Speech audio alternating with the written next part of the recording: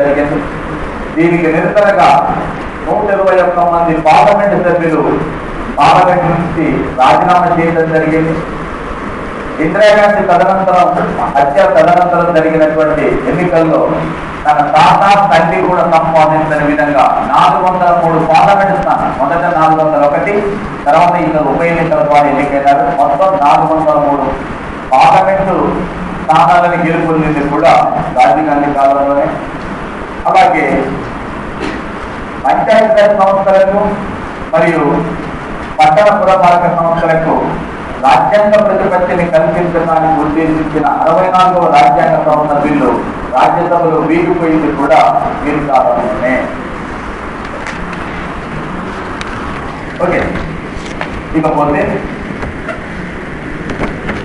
ముఖ్యంగా ఈ రాజీవ్ గాంధీ ప్రభుత్వం కాలంలో వచ్చినటువంటి మార్పులు ఛాలెంజ్ ఆఫ్ ఎడ్యుకేషన్ ఒక 5-6 అంశాలు మాత్రం పార్టీ ప్రయత్నం చట్టం, నూతన విద్యా విధానం, నూతన ఇది ఐటీ రంగానికి సంబంధించి అంటే ఇన్ఫర్మేషన్ టెక్నాలజీ సంబంధించినటువంటి సాంకేతిక విప్లవానికి పునాదులు వేసిందని, అదేవిధంగా పార్టీ మేరకు నిరోధక చట్టం తీసుకురావడం కూడా ఇతని కాలంలోనే. ముఖ్యమైనటువంటి ఒప్పందాలైనటువంటి అలాగే ఐపీకేఎఫ్ని ఎక్కడికి పంపడం జరిగింది, శ్రీలంకలో పంపడం కూడా ఇతని కాలంలో. ఓకే, అతి చిన్న వయసులో ప్రధానమంత్రి పదవిని అలంకరించినటువంటి కూడా. ఇంకా నెక్స్ట్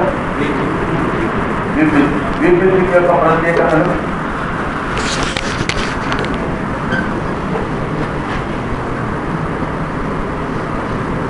వసతి భారతదేశంలో 4 ఫ్రంట్ ప్రభుత్వాలు ఏర్పడి, ఇది కూడా ఒక ప్రశ్న. 4 ఫ్రంట్ ప్రభుత్వాలు ఏర్పడి,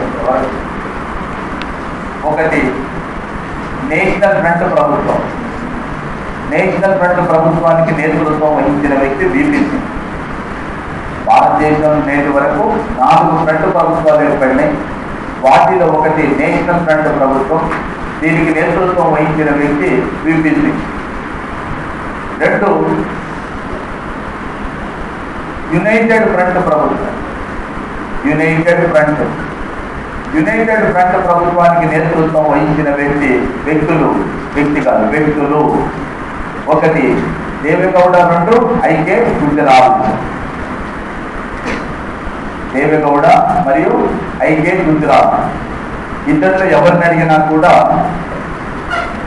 మనం యునైటెడ్ ఫ్రంట్ ప్రభుత్వానికి నేతృత్వం. ఎందుకంటే ఒక వ్యక్తి పేరిచ్చి వీరు ఏ ప్రభుత్వానికి నేతృత్వం వహించినారు, ఏ ప్రధానమంత్రి ఏ ఫ్రంట్కు ఏ ప్రభుత్వానికి నేతృత్వం వహించినారని చెప్పి అడగవచ్చు. లేదు, ఫ్రంట్ పేరే ఇచ్చి ఈ ఫ్రంట్కు నేతృత్వం వహించిన ప్రధానమంత్రి ఎవరైనా చెప్పేనా అడగవచ్చు. 3వ ఫ్రంట్ నేషనల్ డెమోక్రటిక్ అలయన్స్, దీనికి నేతృత్వం వహించిన వ్యక్తి Vajpayee. National democratic alliance.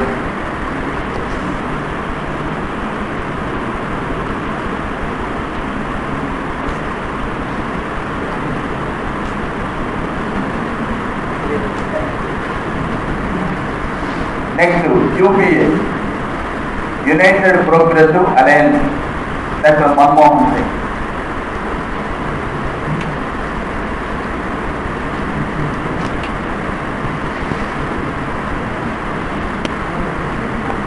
National front ప్రభుత్వానికి నేతృత్వం వహించిన వ్యక్తి బీపీసీ. United front Deve Gowda, I K Gujral. National democratic alliance Vajpayee. United progressive alliance doctor Manmohan Singh. ఈ 4 ఫ్రంట్ ప్రభుత్వాలు ఏర్పాటు చేసినాయి భారతదేశాన్ని. ఓకే, సో నేషనల్ ఫ్రంట్ ప్రభుత్వానికి నేతృత్వం వహించినటువంటి వ్యక్తి బీపీసీ. భారతదేశంలో హంగు పార్లమెంట్ ద్వారా ఏర్పడిన మొదటి ప్రభుత్వానికి నేతృత్వం వహించేది కూడా బీపీసీ. 1989 వరకు భారతదేశంలో హంగు పార్లమెంట్ ఏర్పడలేదు. ఫస్ట్ టైం 1989లో హంగు పార్లమెంట్ ఏర్పడింది. అంటే ఏ పార్టీకి సంపూర్ణ మెజార్టీ రాని సందర్భం ఏర్పడింది. దానికి ఆ ప్రభుత్వానికి నేతృత్వం వహించిన ఘనత ఎవరికి దక్కుతుంది? ఎవరు? ఇక బీపీసీకు సంబంధించినటువంటి ప్రత్యేకత ఏంటంటే ఇంపార్టెంట్ అయినటువంటి అంశాలు. దినేష్ గోస్వామి నేతృత్వంలో ఎన్నికల సంస్కరణల కమిటీ నియామకం చేస్తున్నారు. దినేష్ గోస్వామి కమిటీని ఎన్నికల సంస్కరణల కోసం ఏర్పాటు చేయడం జరిగింది. దినేష్ గోస్వామి కమిటీ. అలాగే మన దేశంలో ఫస్ట్ టైం అంతర్రాష్ట్ర కౌన్సిల్ 1990లో విపి సింగ్ ప్రభుత్వ కాలంలోనే ఏర్పాటు చేయబడింది. అంతర్రాష్ట్ర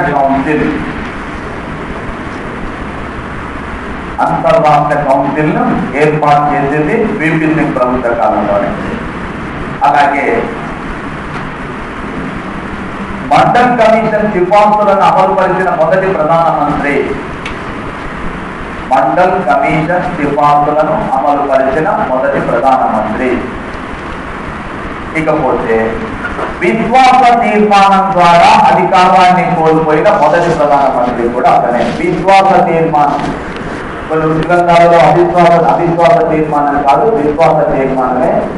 నేను అది కూడా మీకు చెప్పేది ఏంటంటే, యాక్చువల్ గా విపి సింగ్ ప్రభుత్వానికి ఒకవైపున కమ్యూనిస్టులు, మరొక వైపున బీజేపీ, వీరిద్దరు మద్దతు ఇచ్చి ప్రభుత్వాన్ని ఏర్పాటు చేయడం జరిగింది. అయితే ఈ ప్రభుత్వాన్ని ఏర్పాటు చేసిన తర్వాత అయోధ్య వివాదంలో బీజేపీ తన మద్దతు ఉపసంహరించింది. మీకు ప్రాథమిక అంశం చెప్పేటప్పుడు నేను ఒక విషయం చెప్పిన ఎంతమందికి ఐడియా అవ్వలేదు. ఈ సంచార స్వాతంత్ర్యం గురించి చెప్పేటప్పుడు ఎల్కే అద్వానీ గుజరాత్లో ఉన్నటువంటి సోమనాథ దేవాలయం నుండి రథయాత్ర ప్రారంభించి అయోధ్య వరకు చేసే క్రమంలో బీహార్ చేసిన తర్వాత మధుసూదన్ యాదవ్ గృహ నిర్బంధం అరెస్ట్ చేయించినాడు. ఈ అరెస్ట్ చేయించగానే బీజేపీ ఈ విపి సింగ్ ప్రభుత్వానికి ఇచ్చేటటువంటి మద్దతుని ఉపసంహరించుకోవడం జరిగింది. దాంతో ప్రభుత్వం పడిపోయింది. ప్రభుత్వం పడిపోయినప్పుడు విపి సింగ్ ప్రభుత్వం రాజీనామా చేయలేదు. ఎందుకు రాజీనామా చేయలేదంటే బీజేపీ మద్దతు ఉపసంహరించుకుంది. బీజేపీ మద్దతు ఉపసంహరించుకున్న తర్వాత ప్రభుత్వం రాజీనామా చేయాలి, కానీ నేను చేస్తలేదు. ఎందుకని?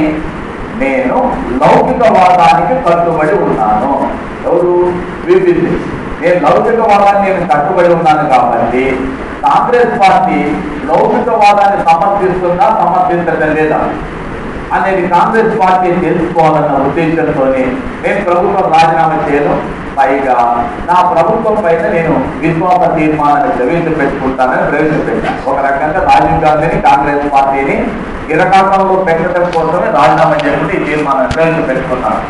ఇప్పుడు ఒకవేళ రాజీవ్ గాంధీ కాంగ్రెస్ పార్టీ విశ్వాస తీర్మానాన్ని సమర్థిస్తేనేమో ప్రభుత్వం నిలబడుతుంది. వ్యతిరేకిస్తే మీరు మతతత్వ పార్టీతో కలిసిపోయినారని చెప్పి దాన్ని నిందించవచ్చు అని. ఎందుకంటే నెక్స్ట్ ఎన్నికల్లో ప్రధానమైన పార్టీ ప్రత్యర్థి ఎవరు? కాంగ్రెస్ పార్టీ.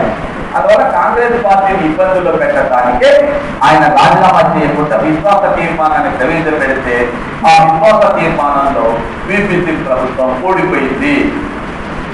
సో విశ్వాస తీర్మానం ద్వారా అధికారాన్ని కోల్పోయిన మొదటి ప్రధానమంత్రి ఎవరు? రాజీనామా చేసిన మొదటి ప్రధానమంత్రి రాజీవ్. విశ్వాస తీర్మానాన్ని ప్రతిపాదించిన మొదటి ప్రధానమంత్రి ఎవరు? సో విపి సింగ్ సంబంధించినట్టు ఈ 4-5 అంశాలు చాలా ఇంపార్టెంట్. ఒకటి, నేషనల్ ఫ్రంట్ ప్రభుత్వానికి నేతృత్వం వహించడం. ఓకేనా? 2, మండల్ కమిషన్ రిపోర్ట్ని అమలు పరచడం. 3, దినేష్ గోస్వామి ఎన్నికల సంస్కరణ కోసం ఏర్పాటు చేయడం. 4, ఇంతకుముందు చెప్పినటువంటి అంతర్రాష్ట్ర కౌన్సిల్ ఏర్పాటు చేయడం. అదేవిధంగా విశ్వాస తీర్మానం ద్వారా అధికారాన్ని కోల్పోయిన మొదటి ప్రధాని. ఈ 5 అంశాలు ఆయన సంబంధించిన దాంట్లో ఇంపార్టెంట్ అయినటువంటి అంశాలు. ఇక మిగతావన్నీ కూడా ఆయన జనమోర్చాను స్థాపించినాడు. ఓ పోస్ట్ ఫేస్బుక్ కుంభకోణాలకు నిరంతరంగా రాజీవ్ గాంధీ ప్రభుత్వం నుంచి బయటకు వచ్చినాడు. జనతాదళ ప్రభుత్వం నుంచి ప్రధానమంత్రి కాబట్టి ఇవన్నీ కూడా కామన్ గా వచ్చేటటువంటి అంశాలు అంటారు. అలాగే ముఖ్యమంత్రిగా పనిచేసి ప్రధానమంత్రిగా పనిచేసినటువంటి 2వ వ్యక్తి, 3వ వ్యక్తి కేంద్ర మంత్రిగా పనిచేసినట్టు అందరూ వస్తారు. కానీ ఈయన కేంద్ర మంత్రిగా పనిచేసినాడు, ముఖ్యమంత్రిగా కూడా పనిచేయడం జరిగింది. ఓకే. తర్వాత ప్రధానమంత్రి అయిన వ్యక్తి అటల్ బిహారీ వాజ్పేయి, పివి నరసింహరావు, చంద్రశేఖర్ ఉన్న ప్రత్యేకత ఏంటి?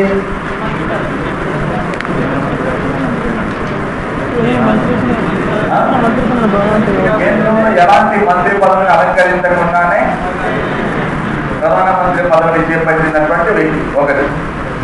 రెండో విషయము, కేంద్రంలో మంత్రి పదవిని అలంకరించకుండానే డైరెక్ట్ గా ప్రధానమంత్రి అయినటువంటి వ్యక్తి. అలాగే ఈయన భారతదేశంలో రాజకీయ పాదయాత్రలకు శ్రీకారం చుట్టి నేనే.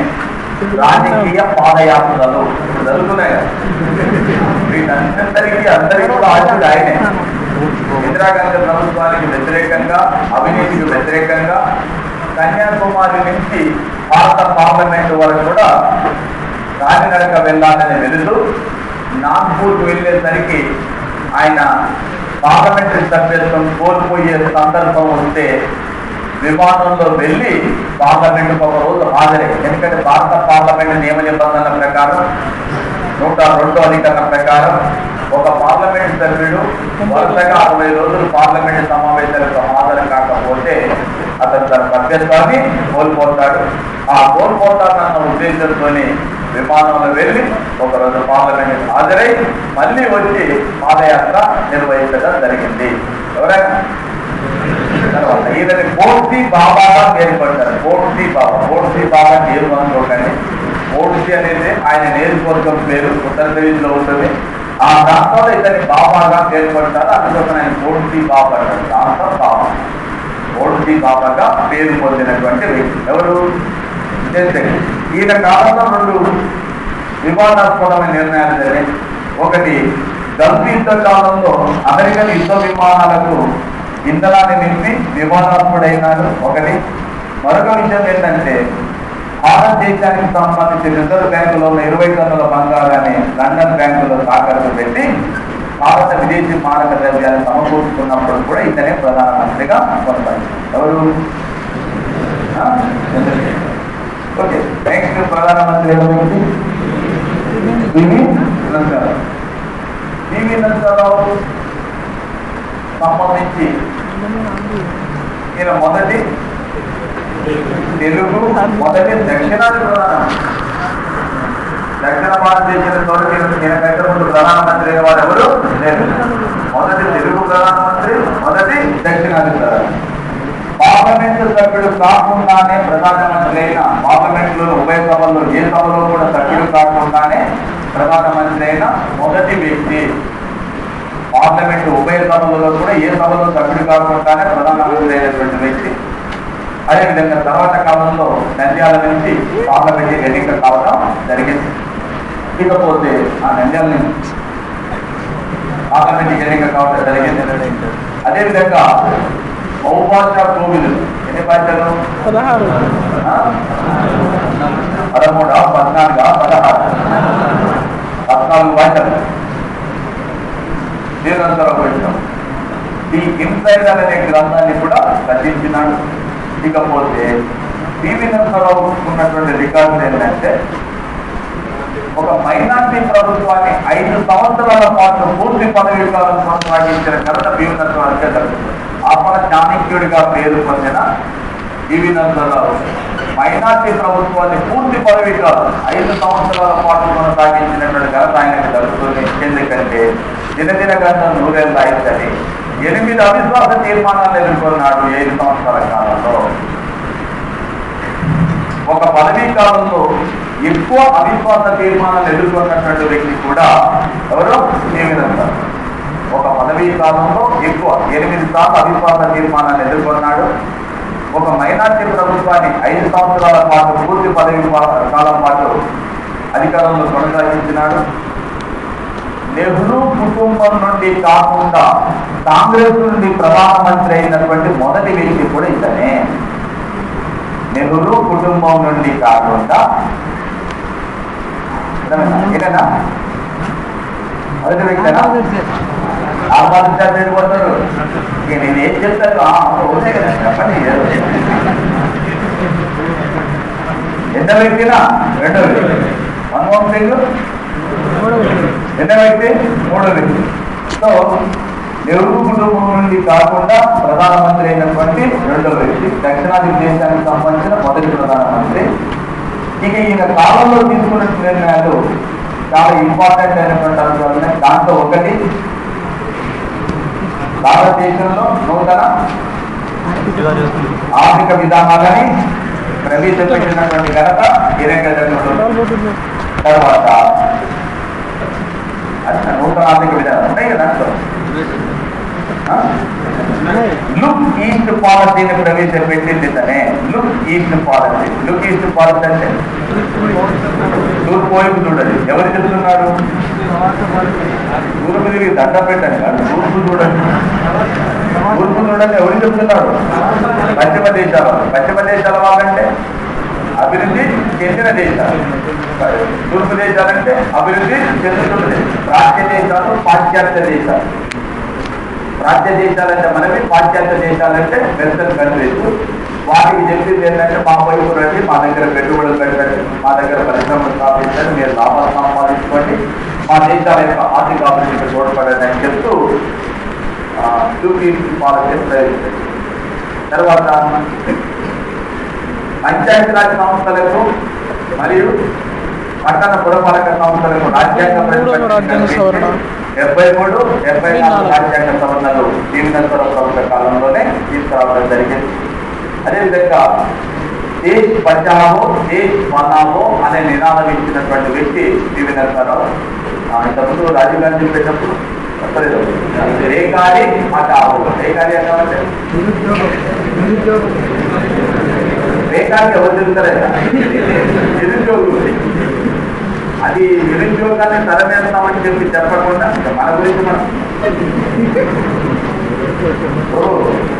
ఎవరు తిరిగి బేకారీ అనేటటువంటి పదాన్ని డైరెక్ట్ గా ఆయన చెప్పకుండా నేను నిరుద్యోగ సమస్యనే కాకుండా బేకారీ హటావో అనే నినాదించినటువంటి వ్యక్తి రాజీవ్ గాంధీ. అయితే ఈయన దేశ్ బచావో దేశ్ బనావో ఆ టైంలో భారతదేశంలో నెలకొన్నటువంటి అంటే విపత్కర పరిస్థితులు, రాజీవ్ గాంధీ హత్యానంతరం నెలకొన్నటువంటి పరిస్థితుల్లో శాంతి భద్రతలు పెంచాల్సి కన్యాంశాలను దృష్టిలో పెట్టుకొని కూడా ఈ దేశ్ బచావో దేశ్ బనావో అనే నినాదం జరిగింది. అదేవిధంగా ప్రభుత్వంలో ఉండి ఒక చీటింగ్ కేసులో శిక్ష విధింపబడిన వ్యక్తి కూడా జీవనేశ్వరరావు. ఏ ప్రధానమంత్రి కూడా శిక్ష విధించారు. ఇందిరాగాంధీ జైలుకి వెళ్ళింది కానీ 3 రోజుల తర్వాత కేసులను కొట్టేసినారు. కానీ జైలు శిక్ష విధింపబడినటువంటి వ్యక్తి కాకుండా తర్వాత కాలంలో ఆ కేసుని ఢిల్లీ హైకోర్టు కొట్టివేయడం జరిగింది. Lakhubhai Pathak cheating case. Lakhubhai Pathak cheating కేసులో శిక్ష విధించడం జరిగింది. ఇకపోతే బాబ్రీ మసీదు విధ్వంసం దేని కాలంలో జరిగింది? ఎవరి కాలంలో? జీవనేశ్వరరావు కాలం. ఇకపోతే మైనార్టీ ప్రభుత్వం ఇంతకుముందే చెప్పినాక పూర్తి కాలంలో కొనసాగడం జరిగింది. 8 అవిశ్వాస తీర్మానం, ఒక పదవీ కాలంలో ఎక్కువ అవిశ్వాస తీర్మానం ఎదుర్కొన్నది కూడా ఓకే. ఇంకా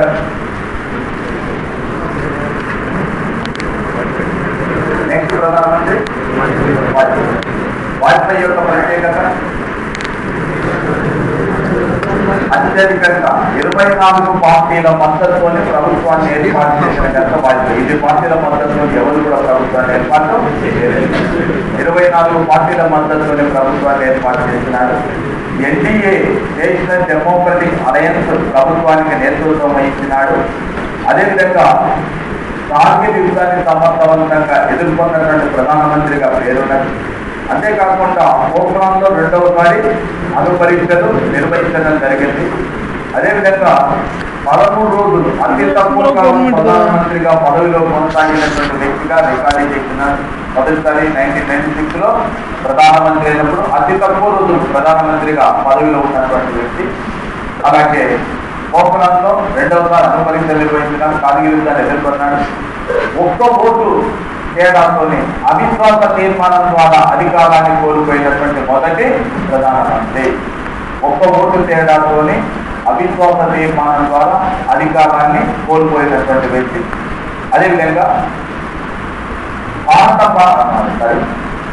ఐక్యరాజ్య సమితిలోని జనరల్ అసెంబ్లీని ఉద్దేశించి హిందీలో ప్రసంగించిన మొదటి ప్రధానమంత్రి. ఐక్యరాజ్య సమితిలోని జనరల్ అసెంబ్లీని ఉద్దేశించి హిందీలో ప్రసంగించినటువంటి మొదటి ప్రధానమంత్రి కూడా వాజ్పేయి. అంతేకాకుండా 2001లో ఇతని కాలంలోనే పార్లమెంటు పైన ఉగ్రవాదులు దాడి చేయడం జరిగింది. వివాదాస్పదమైనటువంటి కోటా బిల్లు ఈ ప్రధానమంత్రి కాలంలోనే ఆమోదించడం జరిగింది. వివాదాస్పదమైన కోటా బిల్లు. Okay right. ఇంకా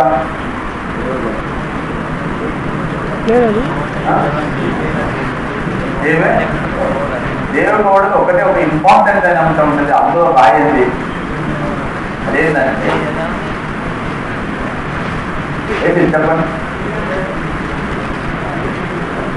చెప్పాలి. చట్టసభల్లో మహిళా రిజర్వేషన్లు కల్పించాలని మొట్టమొదట ప్రవేశపెట్టబడింది దేవగౌడ ప్రభుత్వం. చట్టసభల్లో మహిళలకు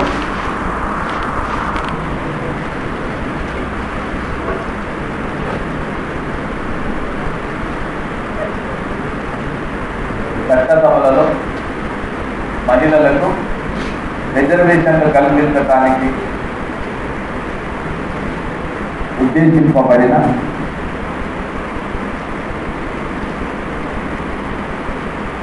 మహిళా రిజర్వేషన్ బిల్లును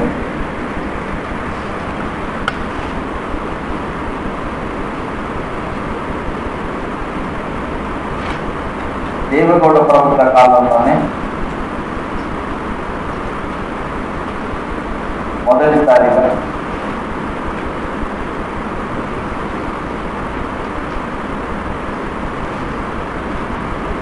ప్రవేశపెట్టడం జరిగింది.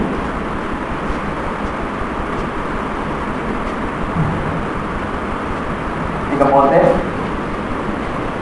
ఏ సభలో కూడా సభ్యుడు కాకుండా ప్రధానమంత్రి అయిన రెండో వ్యక్తి. మొదట ప్రధానమంత్రి అయిన వ్యక్తి ఎవరు? పివి నరసింహరావు. రెండో వ్యక్తి దేవగౌడ. బహుశా నిన్న మనం రాసేటప్పుడు చెప్తాను కేసు నేను రాపిస్తున్నాను. ఎస్పీ ఆనంద్ వర్సెస్ దేవగౌడ మధ్య జరిగిన వ్యాఖ్యలతో పార్లమెంటు సభ్యుడు కాని వ్యక్తి కూడా ప్రధానమంత్రి పదవిని చేపట్టబోతుందని చెప్పి సుప్రీంకోర్టు ఇచ్చిన తీర్పు. దేవగౌడ అప్పుడు ఏ సభలో కూడా సభ్యుడు కాదు, అయినా కూడా తన ప్రధానమంత్రిగా నియమిస్తే రాజ్యాంగంలో 75(5)లో పార్లమెంటు సభ్యుడు కాని వ్యక్తిని మంత్రిగా నియమించాలని ఉంది, కానీ మంత్రిగా నియమించవద్దని ఉంది, కానీ ప్రధానమంత్రిగా నియమించే అంశం లేదు అని చెప్పి ఉన్నారు. అందువల్ల ఇతను ఎలా ప్రధానమంత్రి చేసినారనే అంశం పైన ఎస్పీ ఆనంద్ అనేటటువంటి ఆయన వేసినటువంటి కేసులో భారత సుప్రీంకోర్టు తీర్పు చెప్పేటప్పుడు అలా ఏర్పాటు చేయవచ్చును, నియమించవచ్చును, అది రాజ్యాంగ విరుద్ధం ఏమీ కాదని చెప్పి సుప్రీంకోర్టు తీర్పు. ఓకే, నెక్స్ట్ దీంతో రాజ్యసభ సభ్యుడిగా ఉండి ప్రధానమంత్రి పదవిని నిర్వహించిన రెండో వ్యక్తి. మొదటి వ్యక్తి ఇందిరాగాంధీ. 60 ఏళ్ల ఇందిరాగాంధీ రాజ్యసభలో నామినేటెడ్ సభ్యురాలుగా ఉండి కేంద్ర ఏ శాఖ మంత్రిగాను పర్యాటక శాఖ మంత్రిగా పనిచేస్తూ తర్వాత ప్రధానమంత్రి పదవిని చేపట్టింది. అదేవిధంగా దేవగౌడ ప్రధానమంత్రి అయ్యే కాలం నాటికి ఏ సభలో సభ్యుడు కాదు. ఏ సభలో సభ్యుడు కాకుండా ప్రధానమంత్రి అయినా మంత్రి అయినా ఏం చేయాలనుకుంటున్నాం? 6 నెలల్లో పార్లమెంట్ 6 నెలల్లో ఎన్నికైనా కావాలి, నియామకాలు. లేదు రాజ్యసభకి ఎన్నిక కావటం సరే, ఫస్ట్ సభ్యుడు కాదండి. తర్వాత ఏ సభకి ఎన్నికైనాడు? రాజ్యసభకు. నేను చాలా మందికి వచ్చే డౌట్ ఏంటంటే పైనేమో పార్లమెంట్ సభ్యుడు కాదంటారు, చెందిన రాజ్యసభ సభ్యుడు అంటారు. చాలా మంది బయటకు వచ్చి ఇదే ప్రశ్న చేస్తుంటారు. ఏ సభలో సభ్యుడు కాదని పైన ఉంటుంది, కింద రాజ్యసభలో సభ్యుడు అంటారు. ఎట్లుంటుంది సార్ ఇలా? ఏమంటున్నాం అందులో? బాధ్యత ఆయన ప్రధానమంత్రి పదవిని చేపట్టే కాలం నాటికి ఏ సభలో సభ్యుడు కాదు, తర్వాత సభ్యుడు కానైంది. ఆ సందర్భంలో రాజ్యసభకి ఎన్నిక కావడం జరిగింది, లోక్సభకి ఎన్నిక కాలేదు. ఓకే, 13 పార్టీలతో కూడుకున్నటువంటి యునైటెడ్ ఫ్రంట్ ప్రభుత్వానికి నేతృత్వం వహించిన ఘనత ఇతనికి దక్కుతుంది.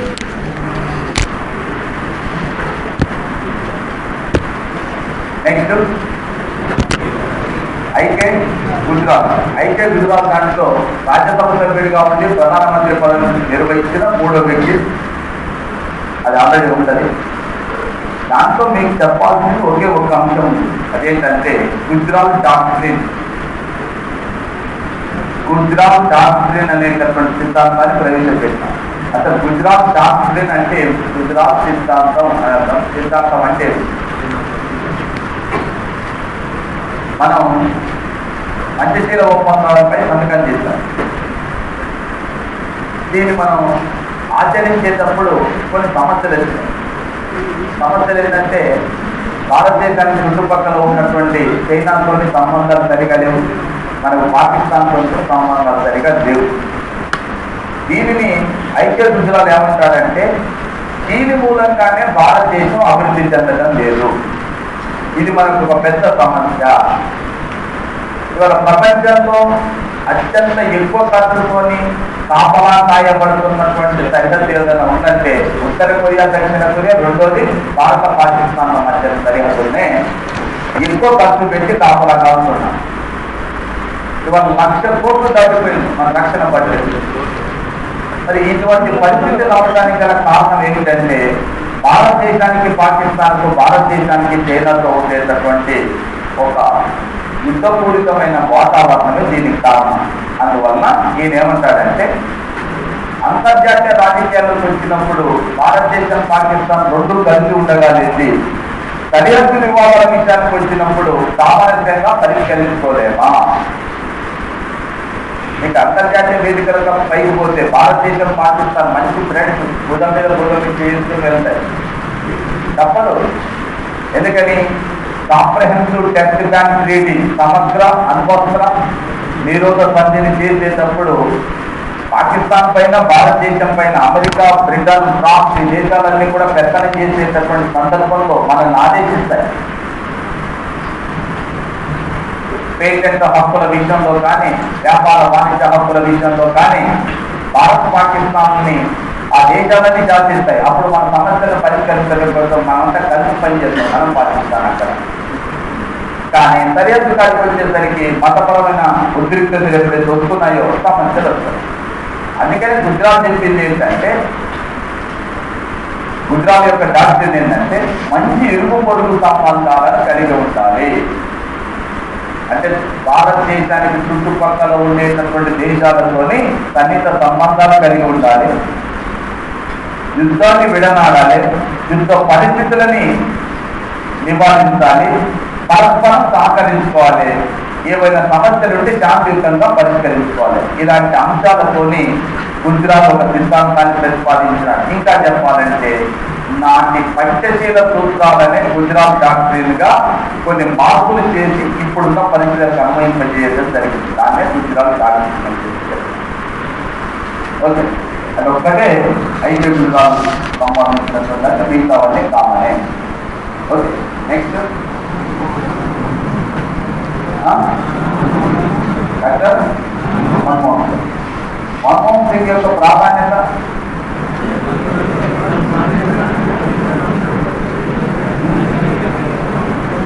పండిట్ జవహర్లాల్ నెహ్రూ తర్వాత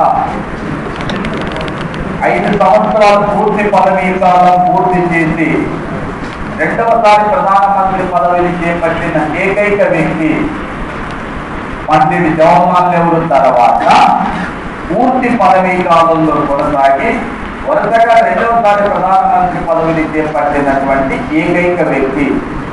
1967లో జరిగిన ఎన్నికల తర్వాత 70లోనే ఇందిరాగాంధీ ప్రభుత్వం రాజీనామా చేసి 71 మధ్యంతర ఎన్నికలకు వెళ్ళింది. వెంటనే ప్రభుత్వాన్ని చేపట్టింది. కానీ వెంటనే ప్రభుత్వాన్ని చేపట్టినా కూడా పూర్తి పదవీ కాలం లేదు. మధ్యలోనే పార్లమెంటు రద్దు చేసి ఎన్నికలకు వెళ్ళడం జరిగింది, మధ్యంతర ఎన్నికలు. కాబట్టి ఇక్కడ చెప్పింది ఏంటంటే పదవీ కాలం పూర్తి వరకు, అంటే పూర్తి స్థాయిలో పదవీ కాలంలో కొనసాగి తర్వాత జరిగినటువంటి ఎన్నికల ద్వారా అధికారంలోకి వచ్చి వెంటనే రెండవసారి కూడా ప్రధానమంత్రి పదవిని చేపట్టినటువంటి మొదటి వ్యక్తి. ఎవరి తర్వాత? నెహ్రూ తర్వాత. అలాగే రాజ్యసభ సభ్యుడిగా ఉండి ప్రధానమంత్రి పదవిని చేపట్టిన పెద్ద వ్యక్తి 4 ఎక్కడి నుంచి ఎన్నికైనాడు? అస్సాం నుంచి. అలాగే కాంగ్రెస్ నేతృత్వంలో ఏర్పడిన మొదటి సంకీర్ణ ప్రభుత్వానికి అధినేత కూడా మన్మోహన్ సింగే. ఇంతవరకు కాంగ్రెస్ పార్టీ ఎప్పుడు సంకీర్ణ ప్రభుత్వాన్ని ఏర్పాటు చేయలేదు, ఎప్పుడు సొంతంగానే ఏర్పాటు చేసింది. నెహ్రూ కాలంలో కానీ, లేక ఇందిరాగాంధీ కాలంలో కానీ, రాజీవ్ గాంధీ కాలంలో కానీ, పివి నరసింహారావు కాలంలో కానీ సొంతంగానే ప్రభుత్వాన్ని ఏర్పాటు చేసుకుంది తప్ప ఏ పార్టీని కూడా తన ప్రభుత్వంలో చేరుకోలేదు. కానీ మన్మోహన్ సింగ్ మొదటిసారిగా భారతదేశంలో కాంగ్రెస్ నేతృత్వంలో ఏర్పడినటువంటి సంకీర్ణ ప్రభుత్వానికి నేతృత్వం వహించిన వ్యక్తి కూడా మన్మోహన్ సింగే. 2004 నుంచి 2009 వరకు 2 సార్లు విశ్వాస తీర్మానాన్ని నెగ్గింది కూడా మన్మోహన్ సింగ్ ప్రభుత్వమే, 2 సార్లు. ఓకే, అలాగే ఇక మన్మోహన్ సింగ్ ప్రభుత్వానికి సంబంధించినటువంటి అంశాలు అనేక అంశాలున్నా, వ్యక్తిగతమైనటువంటి అంశాలున్నా, కొన్ని ముఖ్యమైనటువంటి విషయాలు తీసుకొస్తే అమెరికాతోని 123 అగ్రిమెంట్ అణు ఒప్పందాన్ని కుదుర్చుకుంది ఇతని కాలంలోనే. అమెరికాతోని 123 అగ్రిమెంట్. అలాగే మన్మోహన్ సింగ్ మైనార్టీల సంక్షేమం కోసం మొదట 15 సూత్రాల పథకాన్ని, ఆ తర్వాత ఆ పథకాన్ని 18 సూత్రాల పథకంగా మార్చడం జరిగింది. అలాగే మొదటిసారిగా ఎన్ఆర్ఈజీపీని ఈ రూరల్ ఎంప్లాయ్మెంట్ గ్యారంటీ ప్రోగ్రామ్ని ప్రవేశపెట్టడం కానీ, సమాచార హక్కు చట్టాన్ని తీసుకురావడం కానివ్వండి, అదేవిధంగా మహిళా రిజర్వేషన్ బిల్లును పార్లమెంట్లో ప్రవేశపెట్టడం కానివ్వండి, లోక్పాల్ బిల్లుని లోక్సభ ఆమోదించడం కానివ్వండి, దాదాపుగా అంటే ఈ మధ్యకాలంలో తీసుకున్నటువంటి ముఖ్యమైన నిర్ణయాలన్నీ కూడా మన మన్మోహన్ సింగ్ ప్రభుత్వంతో ముడిపెట్టే చెప్పాల్సి ఉంటుంది.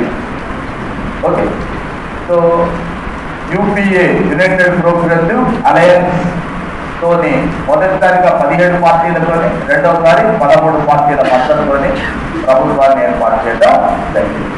ఓకేనా? ఇవి అయితే మనం ఇక్కడ 2-3 పేజీలు 4-5 పేజీలు రాసినా కూడా నేను చెప్పేది ఏంటంటే ఇది తక్కువే. ఎందుకు తక్కువ అంటున్నానంటే ఒక్కొక్కసారి ఈ వ్యక్తిగతమైనటువంటి రికార్డ్స్, ఆ కాలంలో తీసుకున్నటువంటి ముఖ్యమైన నిర్ణయాలు ఏమైతే ఉంటాయో ఏదో ఒక మూలకు పోయి అడిగే అవకాశం కూడా ఉంటుంది. అందువల్ల ఇలాంటివి పేపర్స్లో కానీ, ఎప్పుడైనా ఆర్టికల్స్లో వచ్చినా కానీ, ఏమైనా బుక్స్లో చదివినప్పుడు కూడా కొన్ని ప్రత్యేకమైనటువంటి అంశాలు వచ్చినప్పుడు, రికార్డ్ సంబంధించినటువంటి అంశాలు వచ్చినప్పుడు నోట్ చేసుకునేటట్టు, దీనికి యాడ్ చేసుకునేటట్టుగా ప్రయత్నం చేయాలి. ఓకే, అప్పుడు దానికి ఇంకా సంపూర్ణత చేరుకుంటుంది. మనం సందర్భాన్ని బట్టి, అవసరాన్ని బట్టి నేను కూడా మీకు కొన్ని చెప్తుంటాను తప్పనిసరి, నోట్ అవుతుంది. కానీ మీరు కూడా దానికి ప్రయత్నించాలి. రికార్డ్స్ అన్నప్పుడు ఒక్కొక్కరు ప్రధానమంత్రిగా ఉన్నటువంటి వాళ్ళు 16-17 సంవత్సరాలు ప్రధానమంత్రి పదవి కాలంలో కూడా తీసుకున్న నిర్ణయాలు కొన్ని కోపంలో వందలుగా ఉంటాయి. ప్రతి అంశాన్ని మనం రాయలేము, చెప్పలేము. కానీ మ్యాక్సిమం వీరున్నంత వరకు ఇంపార్టెంట్ అయినటువంటి పాయింట్స్ చర్చించడానికి, గుర్తించడానికి ప్రయత్నం చేయాల్సి ఉంటుంది. రైట్? ఓకే.